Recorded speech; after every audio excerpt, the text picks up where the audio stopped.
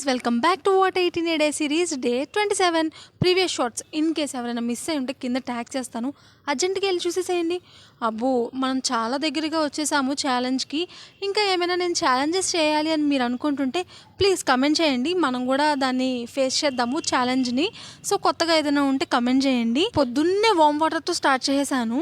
ఆ తర్వాత ఒక 2 దోశ అయితే తిన్నాను పచ్చడి అంచుకుని. ఆ తర్వాత లంచ్కి వచ్చేసప్పటికి క్యాబేజీ అయితే వండింది అమ్మ. ఇంకా ఈ లోపల 10:50 ఆ టైంలో నాకు మళ్ళీ కొద్దిగా ఆకలేసింది. ఇంకా ఒక చిన్న జామకాయ ఉంటే అదైతే తినేసాను. ఇంకా లంచ్కి వచ్చినప్పటికి ఏం తిన్నానో చూపించాను కదా.